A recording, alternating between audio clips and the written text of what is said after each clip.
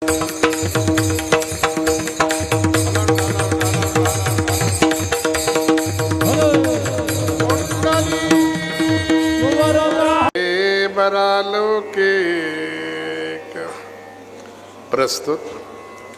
प्राप्त प्रसंगी प्राप्त स्थळी अखिल कोटी ब्रह्मांड नायक प्रभूच्या चरणारविंदी सेवा समर्पण करण्याकरता निवडलेला अभंग जगद्गुरु जगदवंदनी श्रीमंत श्री तुकोबाराय यांचा असून या अभंग रूपी गवळणीच्या माध्यमातून जगद्गुरु तुकोबाराय परमार्थातल्या सर्वश्रेष्ठ भाग्यानं ज्या गोपिकेच्या गळ्यात माळ घातलेली आहे अशा भाग्यवान गोपिकेशी तुकोबाराय संवाद करतात. विठाला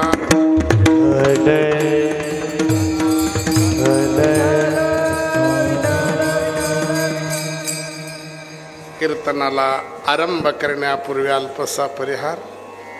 चालू असलेला हा दिव्य आणि भव्य स्वरूपाचा अखंड हरिनाम सप्ताह आणि त्या सप्ताहातली ही काल्याच्या दिवसाची सेवा तुमचे सर्व परमार्थ प्रेमीच्या प्रेमास्तव आणि तुमच्या गावातली जी एक सेवेची संघटना आहे, मी म्हणतो त्या सेवेच्या संघटनेमध्ये जे जे सामील झाले ना त्याच्यासारखे भाग्यवान दुसरं कुणीच नाही. म्हणतो काय केलं या सेवेनं? या सेवेनं एक केलं, पंढरपूरचा महाराज खेचून तुमच्या गावात आणला. तुम्ही कितीही खर्च केलं तर हे शक्य नव्हतं, पण सेवेची ताकद अशी आहे महाराज. तसा तर परमार्थ जे म्हटलं जातो तर सेवा म्हणजे परमार्थ आहे. ज्याच्यात सेवा नाही ना त्याला परमार्थ म्हणत.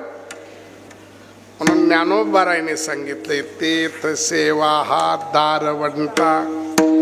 परमार्थातला पहिला प्रवेश जर कशाच्या माध्यमातून होत असेल तर सेवेच्या माध्यमातून.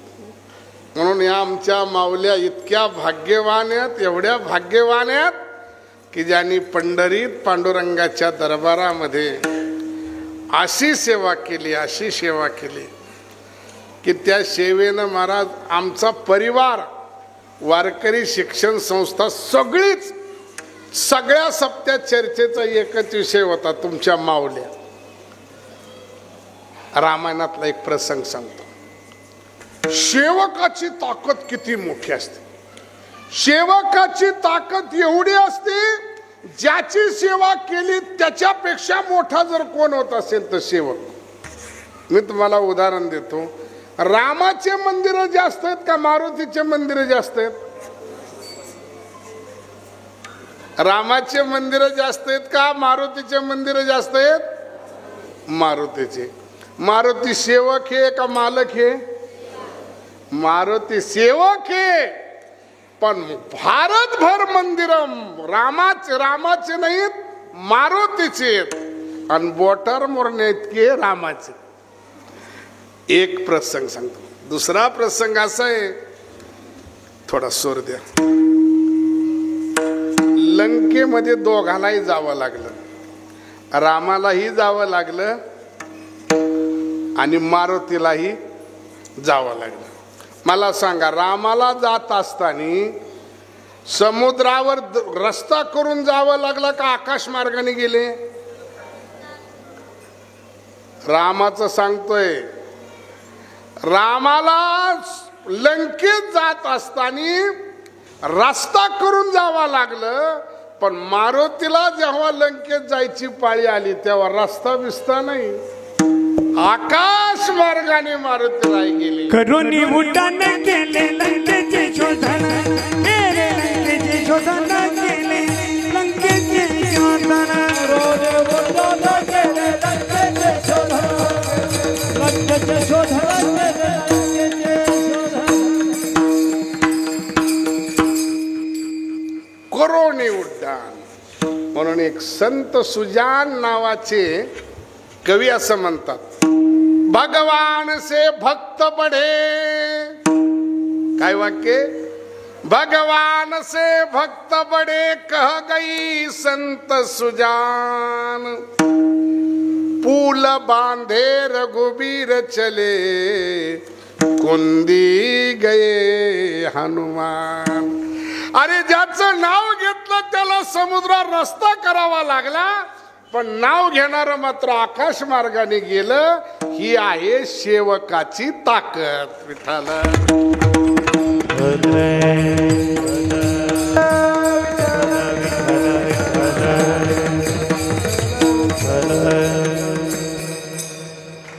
आणि या सेवेचं बीज महाराज खरंच भाग्यवान. तुमच्या भागात हे असं गावोगाव दिसायला लागलंय.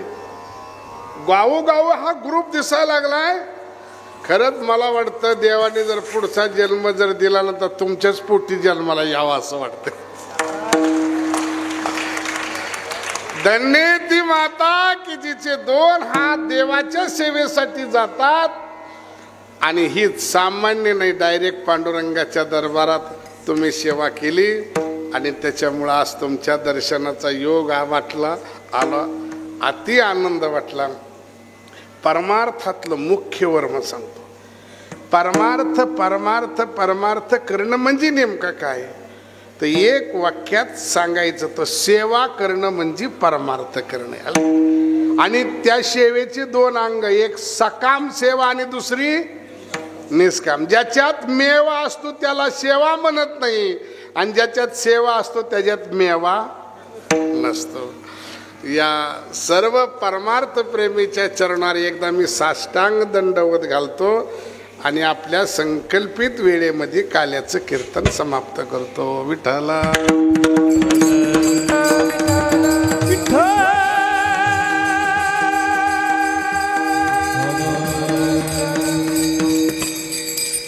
अत्यंत सुंदर नियोजन. मला ते कार्यकर्ते 2-3 सकाळपासून म्हटले, थोडे परी निरे निवड सुद्धा कशी आविट ते घ्यावे खरे. थोडे परी निरे. सगळी गाणारी मंडळी, टाळकरी मंडळी, वाजवणारी मंडळी. आता वेळेत उरकलं तर नशीब, नाही तर सगळं श्रेय पखवाजाला. पखवाजा इतका चांगला आहे, वेळेत संपलं म्हणायचं मग कीर्तनकार फाटका असला पाहिजे. विठ्ठला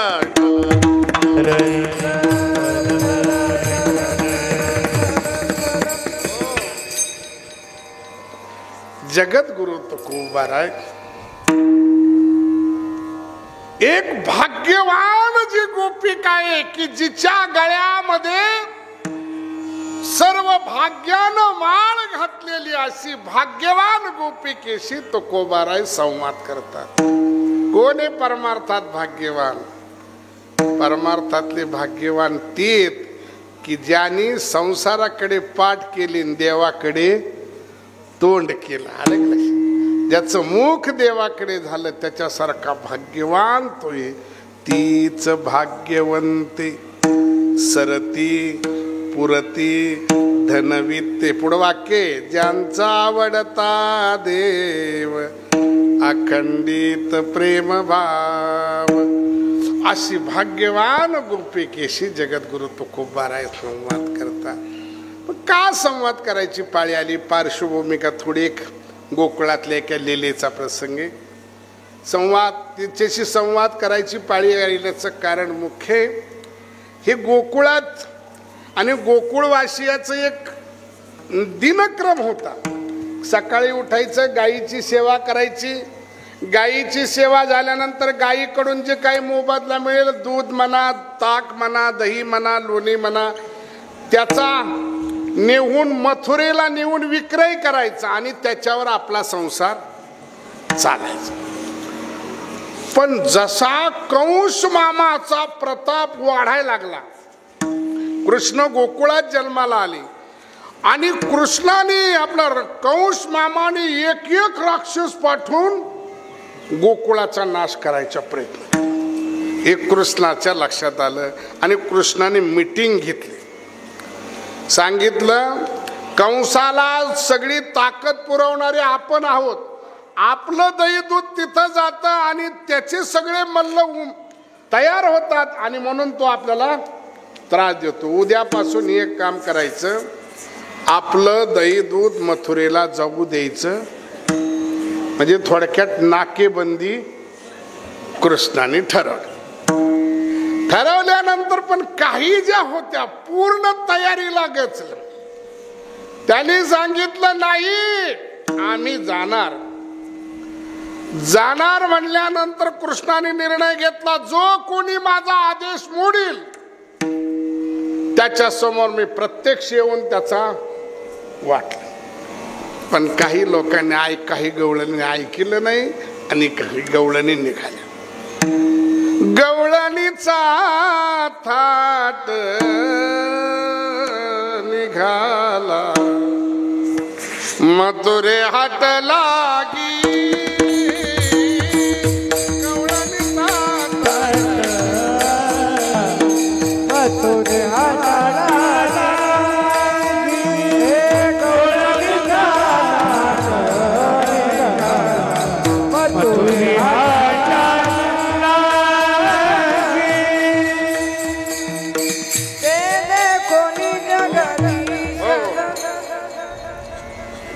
थोडा स्वर कमी पडायला लागला, थोडं तानपुरा दे, थोडं वाढवून विठाला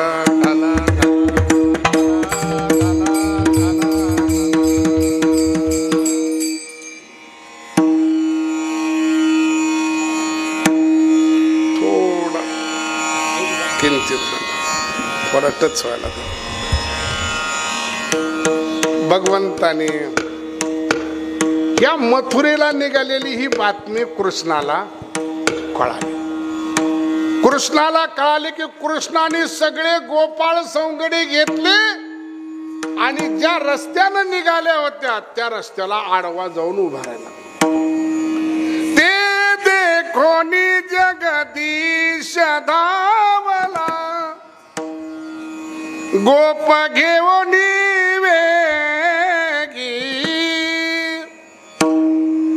गवळणीचा थाट निघाला मथुरे हाटाला गी. आणखी थोडा कमी पडतो पिठाला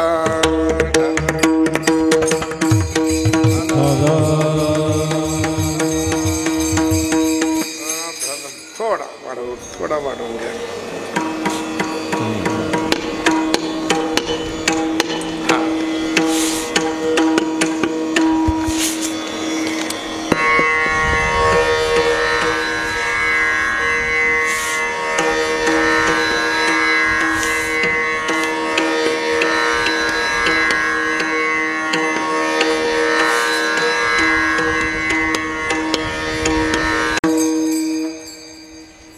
सगळ्या जणीला आडवा भगवान उभा राहिले.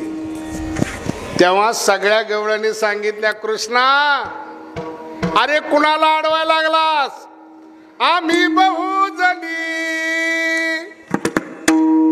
तू एकला शारंग पाणी दिससी ते हृदय मंदिरी ठेवून तुते जाऊ यमुना पंथे. असं म्हटल्यानंतर पण तरी देखील काहीनं पाहिलं. कृष्णाला काही चुकून गेल्या पण कृष्णाला पाहिलं महाराज. आणि देवाने जेव्हा आपलं ओरिजिनल रूप त्या गोपिकेला दाखवलं त्याचा परिणाम पाहिला. पाहिला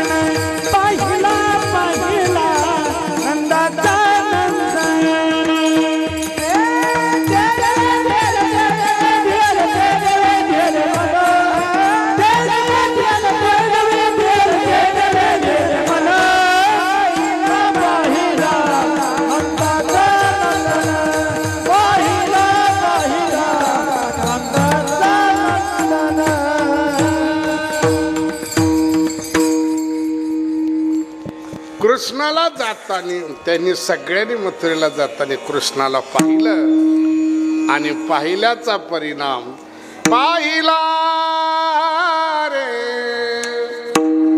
पाहिला रे नंदाचा नंदन ते निवेदिले मन ते निवेदिले मन पाहिला रे पाहिला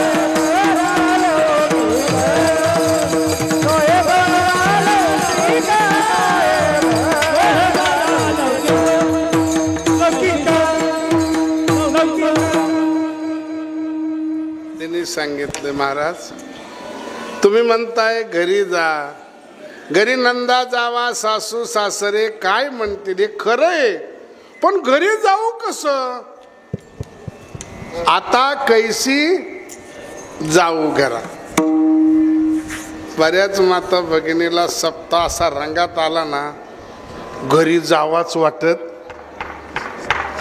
पण त्याच्याकरता आधी रंगलं पाहिजे जावाच वाटत नाही बऱ्याच आणखी तुमच्या सुद्धा चेहऱ्यावर असं दिसतं की सप्ताह संपूच नाही असं किती जणाला वाटतं बरं हा सप्ताह संपू नये असं वाटतं आनंदाचे दिवस लक्षात राहत त्यांनी सांगितलं महाराज होय तुम्ही म्हणताय घरी जा पण घरी जाऊ कसं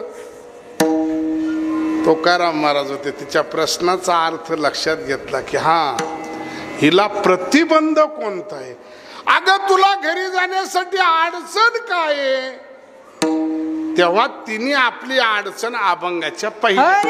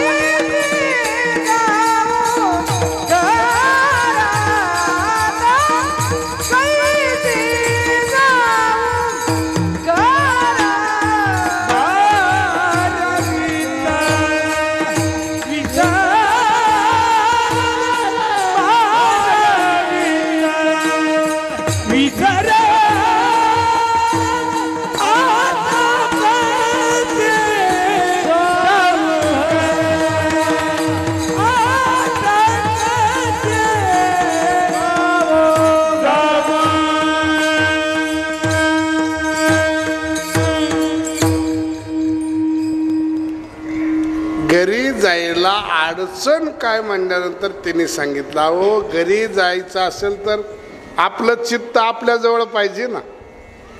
चित्त जर जवळ नसेल तर काय उपयोग आहे. तुम्हाला सांगतो, परमार्थ असू द्या किंवा संसार असू द्या, त्याच्यामध्ये काय पाहिजे, चित्त. चित्त जर नसेल तर संसारात सुद्धा नीट काम होत. बाईला स्वयंपाक करायचं सांगावं आणि शेजारी आवडती मालिका लागावी टीव्हीला. मग बघा, अर्ध चित्त टीव्हीत असताना अर्ध चित्त नाही. एका पातेल्यात 3 प्रकारचा भात झाला तर मला सांगा तुम्ही. खाली जळकेवाडी, मध्ये चिखुलवाडी, वरती तांदूळवाडी. एका पातेल्यात 3 प्रकारचा भात होतो. कधी, चित्त जर त्या कामात नसेल. जसं संसारात आहे तसंच परमार्थात आहे. परमार्थात जर चित्त नसेल, चित्त मिले तो सब कुछ मिले, नहीं तो फुकट संग.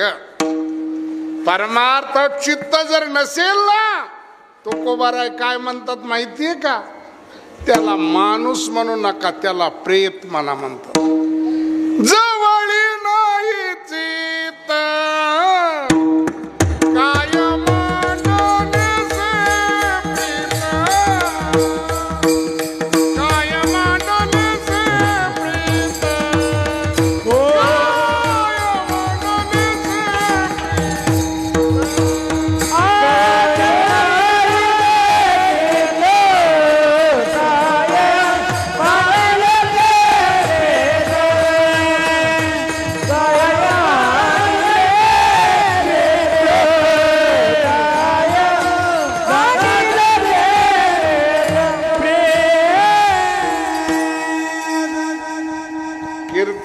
चित्त नसेल तर त्याला माणूस म्हणत नाही, त्याला काय म्हणतात, प्रेत. आणि बऱ्याच वेळेस कीर्तनात चित्त लागतच नाही. बऱ्याच माता भगिनींना कीर्तनाला जायचं म्हणून कुलूप लावून येतात आणि इथं बसल्यावर लक्षात येतं कुलूप लावलं पण हिसका दिला. इथं बसल्यावर लक्षात येतं की अरे आपण कुलूप लावलं पण असं हालून बघितलं नाही. आणि मग सगळं चित्त कुलपापाशी. कीर्तनात काय मला म्हणतात, जवळी नाही चित्त काय मांडलेसे प्रेत. परमार्थात चित्त महत्वाचे. तुम्हाला सांगू, जेवढ्या म्हणून आयुष्यातल्या साधना आहेत, ऐका. दान असेल, धर्म असेल, व्रत असेल, यज्ञ असेल, याग असेल, हरिपाठ असेल, कीर्तन असेल, या सगळ्या साधना जर कशासाठी करायच्या तर या सगळ्या साधना चित्तासाठी करायच्या.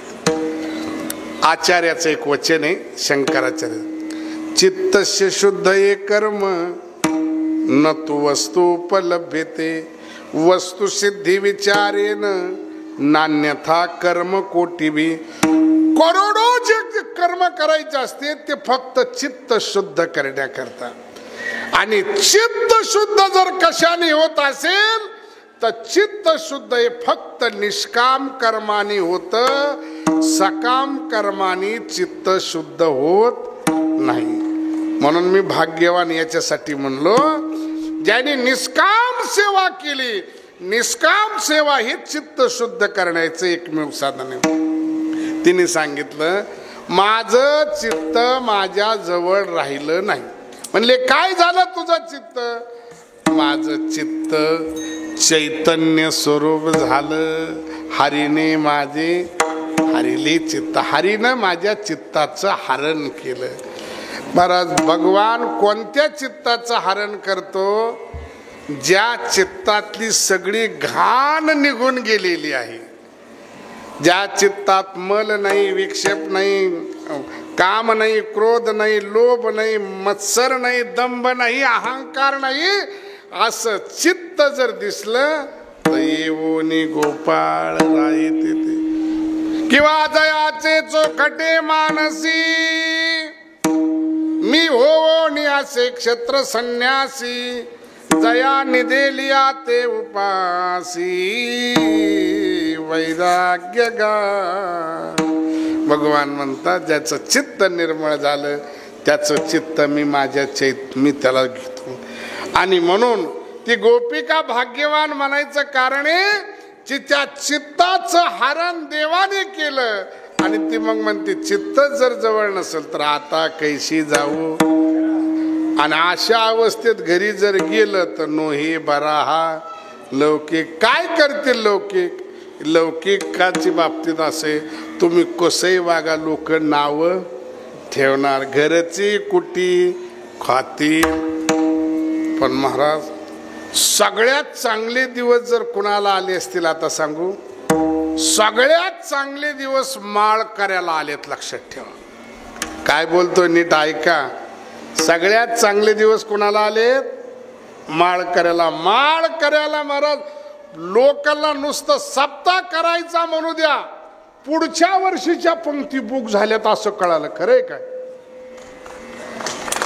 वा वा, भाग्यवान आहे, त्याला अशा यज्ञामध्ये अन्नदान करायची इच्छा होती. आता पंक्तीवाल्याला नुसतं म्हणा तुम्ही बेसन भाकर करते का? पंक्तीवाले सुद्धा साधे पंक्ती घालत नाहीत आता. आता नुसतं ज्ञानबा तुकाराम म्हटलं की दुपारा गुलाबजाम. आणि पहिलं पहिलं लईच वाईट होतं हो. पहिलं भजन करायला लागले आमच्या माता भगिनीच्या बाबतीत तर एवढं वाईट परिस्थिती होती. आतापर्यंत ज्या ज्या माता भगिनीनं भजन केलं त्यांना विष प्यायची पाळी आली. विष पाजलं. कुणी? घरातल्या लोकांनी विष पाजलं. कशामुळं? चोऱ्या केल्या नव्हत्या, भजन केलं होतं. मीराबाईचं चरित्र बघा. विष का प्याला राजाजीने भेजा, पिवत पिवत मीरासी रे, पग घुंगरू बांध मीरा नाच रे, पग घुंगरू बांध मीरा नाच रे, पग घुंगरू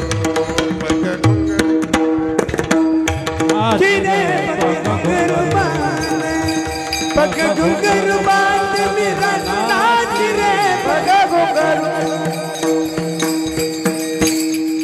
आतापर्यंत भजन माता भगिनीने भजन केलं की विष पाजायचे. प्रल्हादानी भजन केलं, उकळत्या तेलात टाकलं. प्रल्हादानी भजन केलं, हत्तीच्या पायाखाली दिलं. आणि आता भजन केलं की गुलाबजाम. म्हणून भाग्यवान आहेत आपण. एवढे परमार्थाला चांगले दिवस या पूर्वीच्या लोकाला नव्हते. पण त्यांनी सांगितलं जर ही बातमी घरातल्याला कळलं तर घरची कुटी खातील, घरची माझी निंदा करतील. महाराज सांगा ना, आता 1 मिनिट शिल्लक आहे, नेमकं मी काय करू? तो कोबाराने तिला सल्ला दिलाय. तो का म्हणे निवांत राये,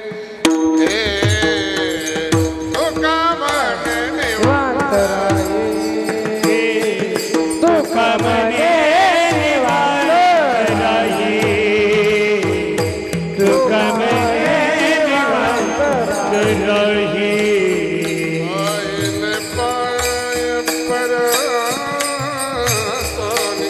पाहिले पाय परतोनी, आता कैसी जाऊ घरा, आता कैसी जाऊ घरा. पहिले पाय परतोनी, पहिले पाय परतोनी, आता कैसी जाऊ घरा,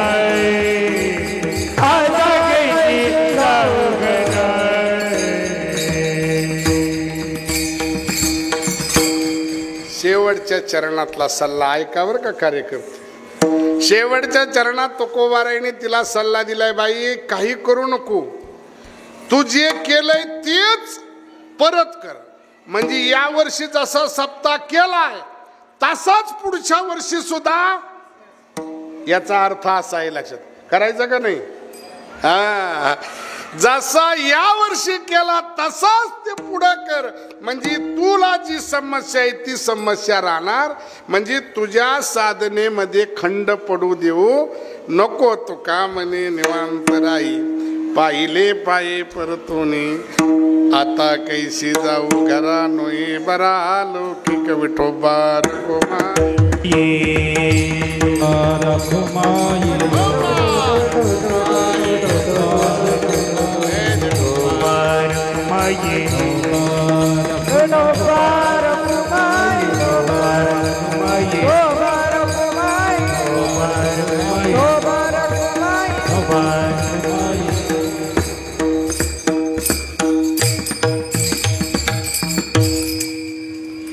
आज काल्याचं कीर्तन आहे आणि वारकरी संप्रदायामध्ये अशी परंपरा आहे की आजच्या दिवशी भगवान श्रीकृष्णाच्या लीलेचं वर्णन करायचं.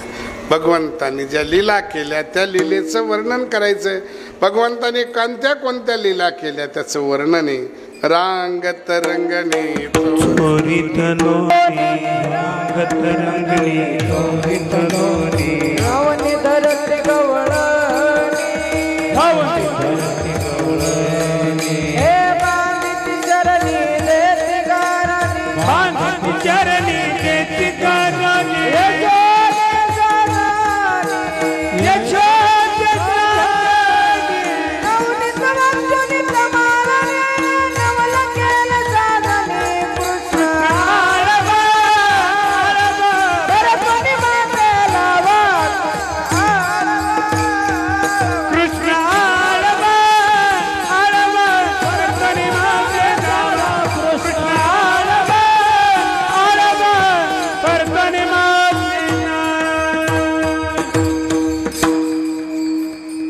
भगवंताने गोकुळात आल्यानंतर काही लीला केल्या. त्या लीलेचं वर्णन रांगत रंगणी चोरीत लोणी, धावणी धरती गवळणी, बांधिती चरणी देती गाराणी, यशोदे साजनी, नवनीत चोरोने तमाल नीले, नवल केले साजने कृष्ण आळवा.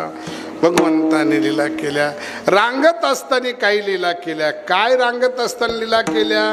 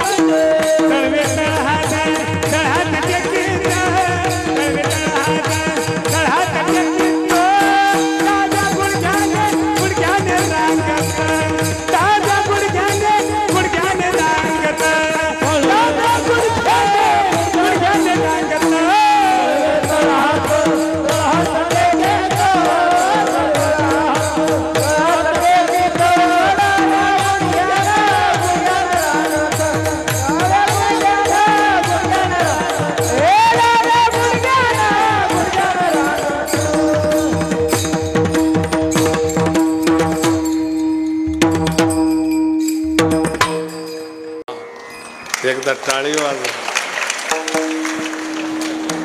दळवे तळ हात टेकीत डाव्या गुडघ्यानी रांगत, रंग निरंगनात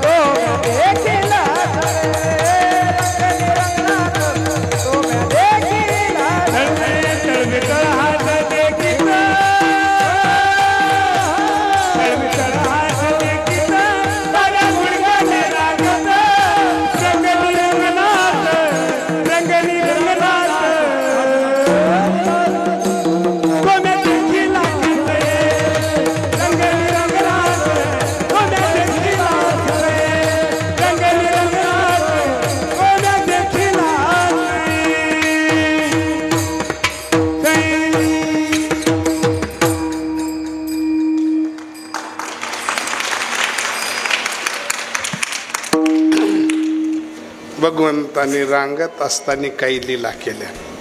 रांगत रांगत रांगत रांगत कुठं जायचे ऐका. लहानपणीच लेकराचे काही गुण दिसतात. आता हे सगळी मंडळी कीर्तनात उभा राहिली, हे पुढं काय करणार आहे त्यात काही वेगळं सांगायची गरज नाही. बाळ काय म्हणतात आपल्याकडे, तुमच्याकडे म्हणाय का बाळाचे पाय आहे, तुमच्याकडे बी आहे ना. मग कारण बऱ्याच भाषेत बदल आहे तुमच्यात आणि आमच्यात, त्यामुळं बाळाचे पाय पाळण्यात दिसतात. भगवान लहानपणीच रांगता रांगत रांगत रांगत कुठं जायची माहितीये का?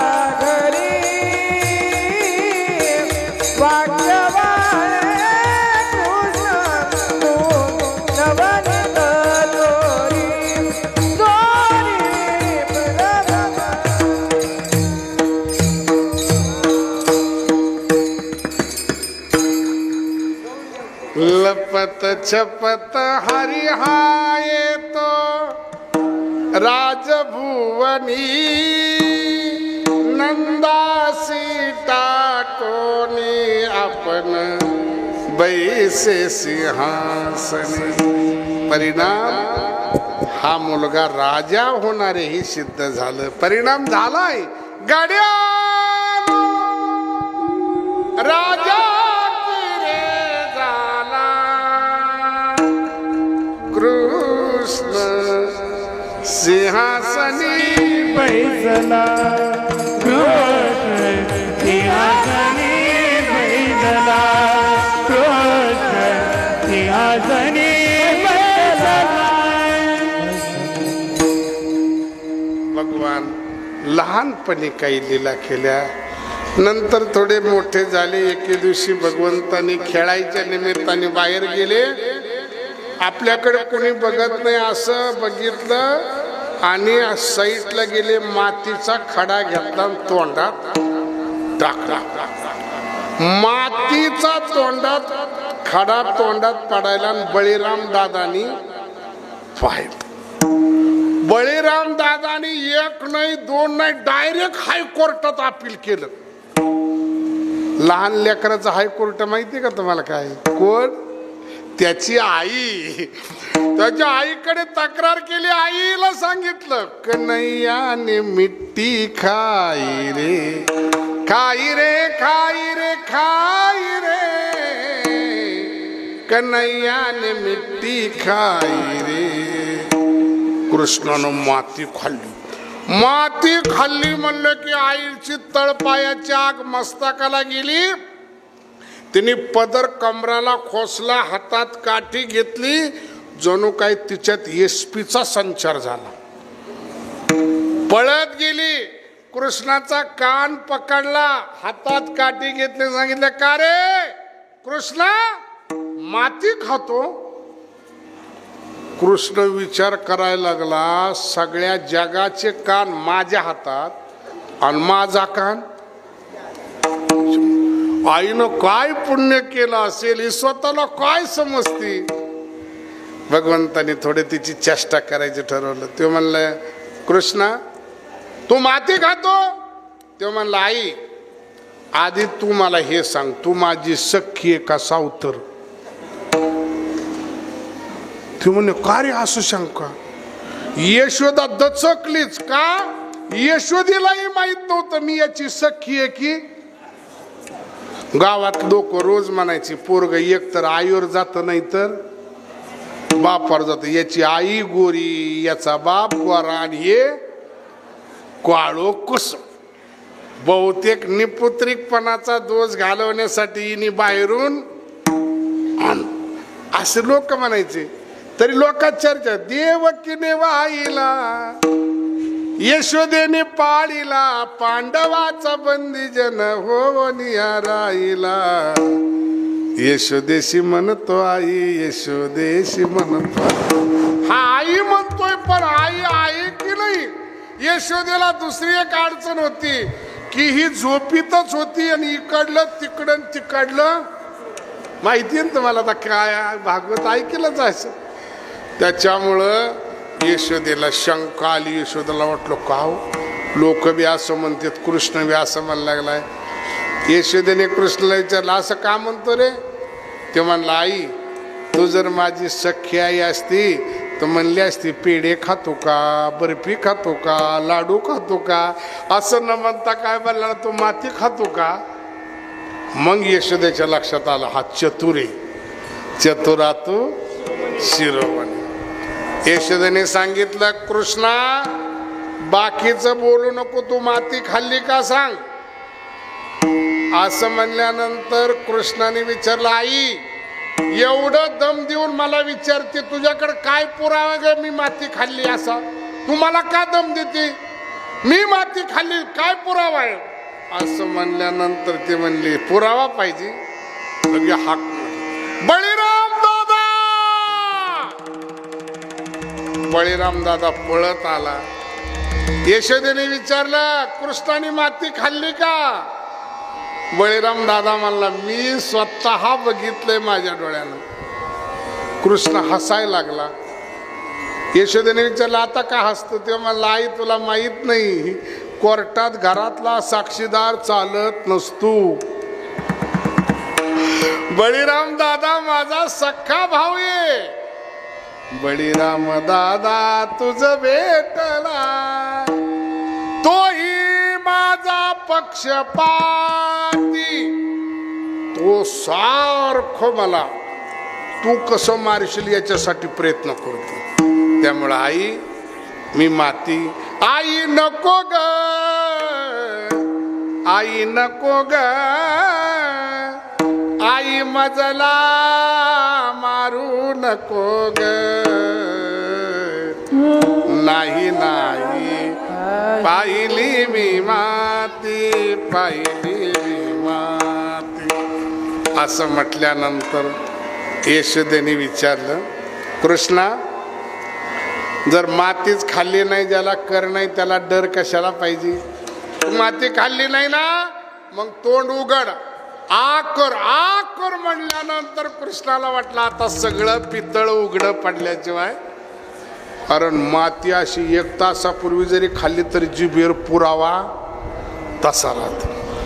आकर म्हणल्यानंतर यशोदेच्या लक्षात, कृष्णाच्या लक्षात आलं की आतापर्यंत आपण जी बनवा बनवी केली ती सगळी उघडी पडणार.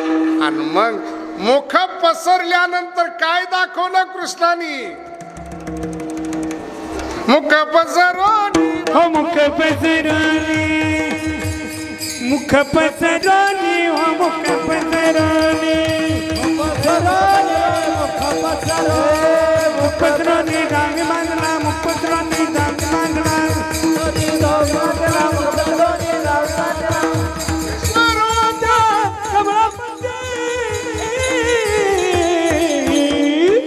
नाही खाली मी माती, आई ग आई, नाही खाली ग मी माती, आई ग नाही खाली मी माती, आई खाली माती, आई ग आई खाली माती, आई ग आई खाली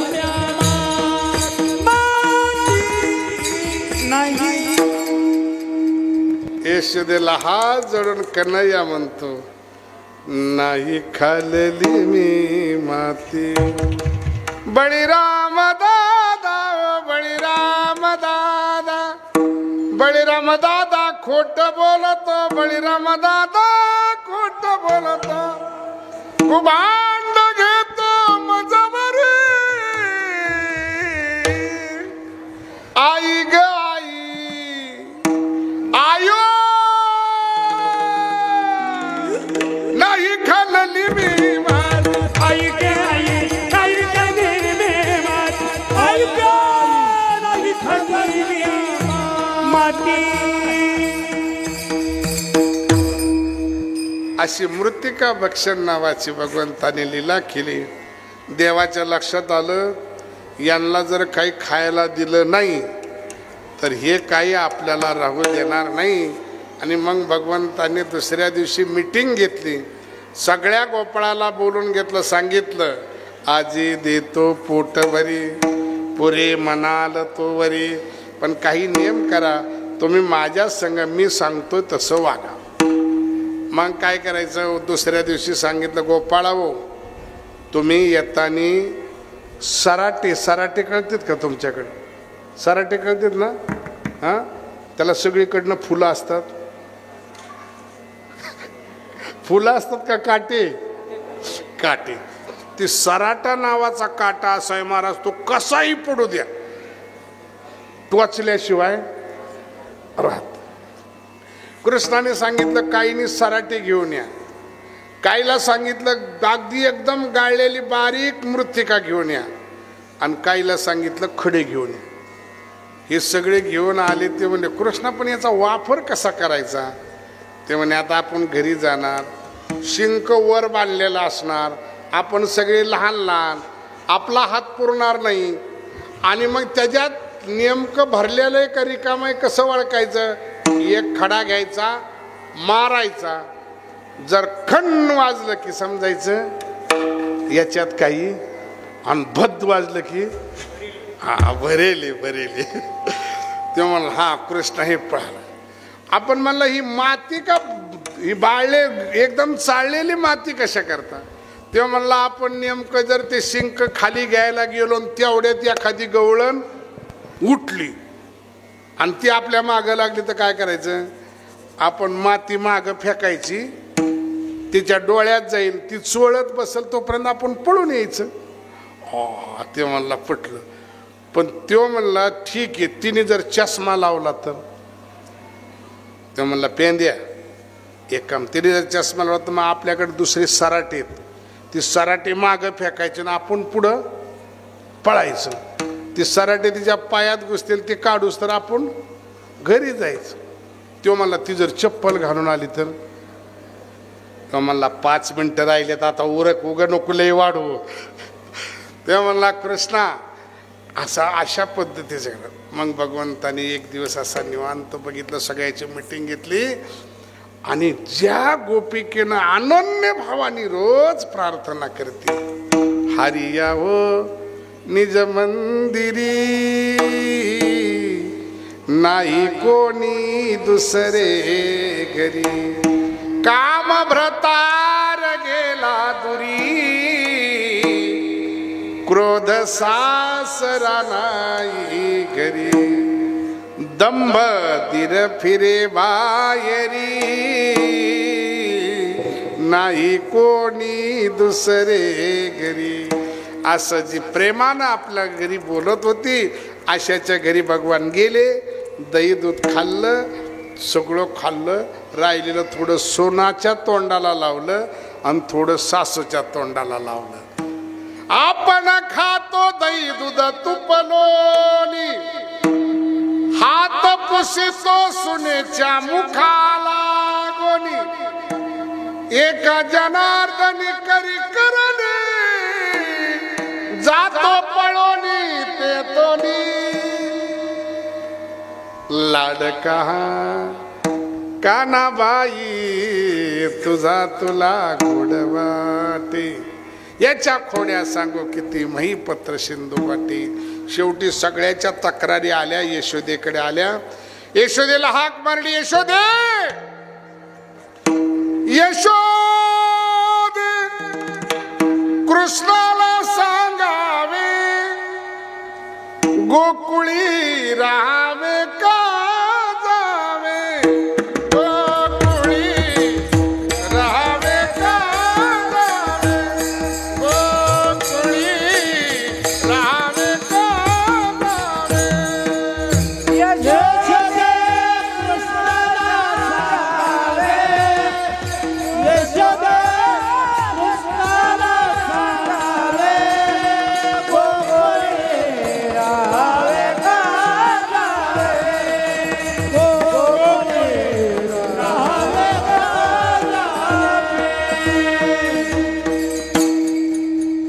यशोदेला हाक मारली, यशोदे बाहेर ये. तुझ्या पोराचा तक्रारी सांगण्यासाठी सगळं गाव एकत्र आले. यशोदेने सगळ्याचं ऐकून घेतलं आणि सांगितलं एकाच वाक्यात, या सगळ्या खोड्या माझ्या पोराने केल्या त्याचा पुरावा तुमच्याकडे आहे का? एकीकडे नव्हता. सगळ्यांनी माना खाली घातल्या आणि घरी गेल्या. पण 2-3 जणीने जाता जाता कृष्णाला चॅलेंज केलं, कृष्णा तू उद्या फक्त आमच्या घरी येऊन बघ मग सांगते. पेंद्याला हळूच कृष्णाने खुणवलं, हिचा मोबाईल नंबर लिहून घे. कृष्ण पेंद्याने सांगितलं हिचा सगळे नंबर माझ्याकडे, काळजी करून. दुसऱ्या दिवशी सगळे गोपाळ घरी घेऊन गेला. दही दूध खाल्लं, सगळ्या गोपाळाला काढून दिलं. आणि हे दोघं जिथं झोपले होते, हे दोघं झोपलेलं तिथं गेला. याची दाढी घेतली, तिची वेणी घेतली, दोघाची गाठ मारली गेला निघून. ठरल्याप्रमाणे पूर्वीचे दिवस माता भगिनी पाठ उठायच्या. ही पाठ उठायला गेली, तिच्या येणीला हिसका बसला. आता हिच्या येणीला हिसका बसला, याच्या दाढीला काय गुदगुल्या झाल्या असतील काय? याच्याही दाढीला तुम्हाला सांगतो झटका बसल्याबरोबर ते म्हणला, अगं तुला काही कळतं का नाही? मस्त हो आणि मातली धांगडी करती ओढाओढी मजा लागी. अगं तुला टाइम बिम कळतो का नाही? कवा चेष्टा करावं काय? माझी दाढी धरायचा टाइम आहे. अहो ती म्हणली, तुम्हाला काही वाटतं का माझ्या येणीला का तुम्ही ओढिता? आणि मग दोघांनी चिमणी लावली, कंदील लावला, प्रकाश केला. बघितलं तर गाठ मांडली. ती म्हणे जाऊ द्या आपले गपचिप तिला. ह्याला वाटायचं तिने मारली आणि त्याला वाटायचं. पण ती सोडायला गेले तर गाठ बाई कोणाशी सुटना. गाठ सुटता सुटाना, पेटता पेटाना, जाळता जळाना, काही केल्या ती गाठ सुटाना. आता सुटल तरी कशी हो? आता तुमच्यात खेड्यात बामणाने बांधलेली सुटत नाही का? सुटत बामणाने बांधलेलं सुटत नाही. तर हे बामणाच्या बापाचा बापाचा बापाचा योग कस काय सुटर? आणि मग काय कृष्णाने इकडं चौकात सगळी मंडळी उभा केली. यांच्या लक्षात आलं गाठ सुटायचे असलं तर कृष्णाकडे गेल्याशिवाय. आणि मग हे जेव्हा निघालं त्याच्यात वर्णन करतात, ही होती 7 फूट आणि ही गवळी होता 3 फूट. त्यामुळं चालताना लग्नात चालले होते, पण लग्नात नवरदेव पुढं नवरी, आता नवरी पुढं नवरदेव मागे. अशी चौकात आल्यानंतर भगवान श्रीकृष्णाने सगळे स्वागत वगैरे तिथं तयार ठेवलं. सगळ्यात वाजित दिलं. कृष्ण तिकडे जाऊन यशोदेच्या मांडीवर बसला. आणि हे जेव्हा सोंग आलं तेव्हा कृष्ण म्हणतो, आई आई बघ, काल ही मला म्हणली होती तुला बांधूनच ठेवते, देवाने हिला कसं बांधून आणलंय बघ. अशा लीला केल्या. एक जण म्हणले तिच्या नादी काय लागतो, माझ्या नादी लाग मग मी तुला सांगते. कृष्ण म्हणला उद्या तुझा नंबर. ठरल्याप्रमाणे तिचा दुसरा नंबर घेतला. रात्री तिला सगळ्या पोराला तिच्या घरी नेलं, दही दूध खाऊ घातलं, गोपाळांना बाहेर काढून दिलं. आणि हे तिथं झोपली होती तिथं मुंगूस घेऊन गेला. मुंगूस कळतं का? मुंगूस केलं, लाईट बीट सगळे बंद केले, दोघाच्या मध्ये मुंगूस सोडलं. आम्ही असता निदसुरी मुंगूस घेऊन आपुले करी, सोडिले दोघा माझारी, तव ते बोच कार्य आम्हाते गवाई बाई, अवती तहारी तुझा लाग बाई बाई बाई बाई, अवती तहारी तुझा लाग बाई बाई, अवती तहारी तुझा लाग बाई बाई, अवती तहारी तुझा लाग भयता शिर फुटल ग बाई तत्वता.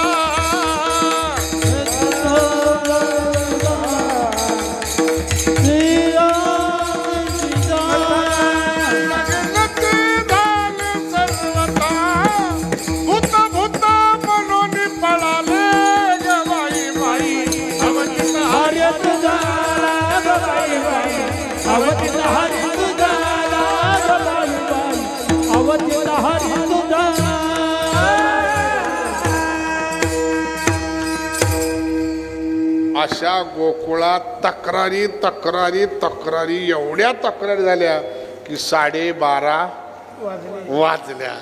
ते म्हणले आता राहिलेल्या तक्रारी नंतरच्या कीर्तनात सांगू. कृष्णा खांदी भार पोटी भोग. मग कृष्णाने सांगितलं, यशोदेने सांगितलं, कृष्णा बास तुझ्यात आणि माझ्यात येतोपर्यंत बरे.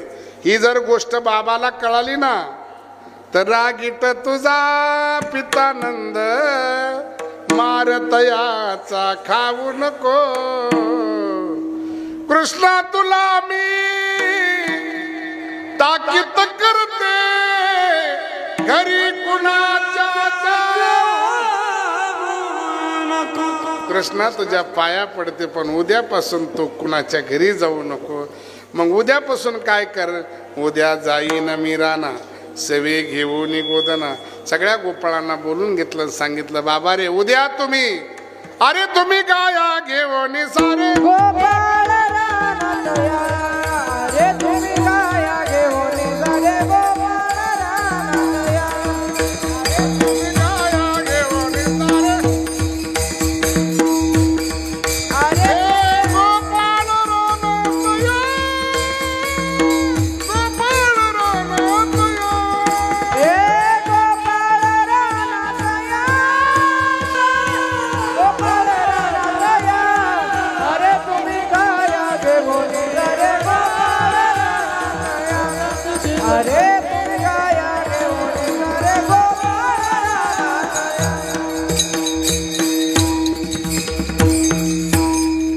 गायी वस्त्र घेऊन भगवान वृंदावनामध्ये आलेले. तर गायी तृप्त झाल्यात, कळंबाच्या गाडाखाली गायी तृप्त होऊन बसलेल्या आहेत आणि गोपाळांचे चेहरे बघितले तर उदास झाले. कारण खांदी भार पोटी भूक काय खेळायचे सुख. गोपाळांनी सगळे खेळ बंद केले आणि सांगितलं कृष्णा आधी पोटाचं बघ. आणि मग भगवंतानी एक शेवटची लीला केली ज्याला काला असं म्हणतात. भगवंताने त्या गोपाळांना तृप्त करण्याकरता जो काला केला त्या काल्याचं वर्णन सुखाचारी करतात. बिभ्रद वेणुम जठरपटय शुंग व्यक्त्रेज कक्षे वामे पान मसृण कनं तत्पलं तिष्ठन् मध्य स्वप्रसृतो हास्य नर्भवे स्वये स्वर्गे लोके विशुद्धी भुजे पुंडलीक वरदा भगवान की कृष्ण भगवान की ज्ञानेश्वर नाराज मारी तुकारा ज्ञानेश्वर माऊली ज्ञानराज जय जय ज्ञानेश्वर माऊली नाराज मारी ज्ञानेश्वर माऊली. चांगले दिवस यापूर्वी कुणालाच आले नव्हते आणि याच्या पुढे सुद्धा असे दिवस राहतील असं सांगता येत नाही. आपण भाग्यवान आहेत. या तोंडानं जे तोंड देवानी कमलाच्या मुखासारखं दिले या तोंडात कुठंतरी कोंबड्यान बोकड्यान डुकरेन बैलेन काही असल्या उकांडा नाही. आपलं तोंड घाण टाकण्याचं ठिकाण नाही. आपलं तोंड पवित्र कमलासारखं आहे. तर याचं पावित्र्य सगळ्यांनी राखावं. कमलमुख राम भजन को दिया, हे राम भजना करता दिलेले. आवर्जून तुम्ही यूट्यूबला सर्च करा. कालचं मी का सांगितलं की आपल्याला पैशाची मस्ती असती. अरे पैशाचा सागर ज्याच्याकडे ज्याला मिळालं त्याला कळालं आणि मग त्याला लक्षात आलं की याच्यात काहीच नाही, अध्यात्माशिवाय पर्याय नाही. पुन्हा एकदा तुम्हाला हात जोडून आमच्या माता माऊल्याला, आमच्या पुरुष वर्ग पिताश्रीच्या ठिकाणी असणाऱ्या सगळ्याला विनंती करतो, मागे झाले पाहू नका. मागे जे झाले ते सगळं कृष्णार्पण. कारण आमचा भगवान इतका दयाळू आहे. अरे त्यांनी राक्षसाचा सुद्धा उद्धार केला तर माळकऱ्याचा उद्धार करणार नाही का. म्हणून माळ घातल्याशिवाय मरू नका एवढीच विनंती करतो. आणि तुम्हाला जर माळ पाहिजे असेल तर परत पंढरपूरला एकदा या. पांडुरंगाच्या पायावर ठेवलेली माळ फुकट तुम्हाला देतो. पण माळ घातल्याशिवाय राहू नका एवढी विनंती करा. अरे तुमच्या गळ्यात किती सोनं असलं ना तर काढून घेतल्याशिवाय सोडणार. पण तुळशीची माळ कोणी काढलेली बघितलं का. पण सोनं काढणार बघितलं का नाही. म्हणून जे आपल्या संग येणारे ते ठेवा आणि ती फक्त तुळशीची माळ आहे. एवढीच तुमच्या सर्वांच्या चरणी प्रार्थना करतो. माळी बी आहेत का? अरे वा, माळी सुद्धा या ठिकाणी आहेत. वा वा, महाराजांकडे माळी आहेत म्हणजे 1 वर्षभर पंढरपूरची वाट बघायचं काही कारण? अरे वा, तुम्हाला धन्यवाद. हे सगळे यांच्यासाठी तुम्ही उपलब्ध केलं. पण पुन्हा एकदा तुमच्या चरणावर साष्टांग दंडवत घालतो, पण माळ घातल्याशिवाय राहू नका एवढीच विनंती करतो आणि माझ्या वाणीला पूर्ण विराम देतो. पुढच्या वर्षी अधिक मास आहे, उन्हाळ्यात आहे.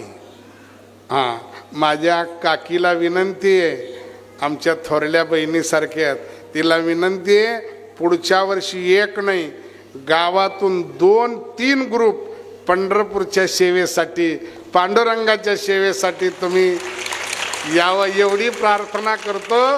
कारण पांडुरंग तुमच्यावर फिदा आहे म्हणूनच आज आम्हाला इथं पाठवलं. मी नाही आलो, पांडुरंगाने पाठवले. जा तिथं सेवा करून ये. आलं की लक्षात? तुमच्या सेवेची ही ताकद आहे. पुन्हा एकदा तुमच्या सगळ्याच्या चरणात नतमस्तक होतो आणि सेवेला या ठिकाणी पूर्ण विराम देतो. याला दिष्ट लागली नाही पाहिजे असं करा. पुढच्या वर्षाची लोक लक्षात ठेवा. चेहरा सांगतोय, लोकांची तयारी. आणि काही कमी पडलं तर मला मागा, काही काळजी करू नका, तुम्हाला कमीच पडणार नाही. विठ्ठल जय जय विठ्ठल.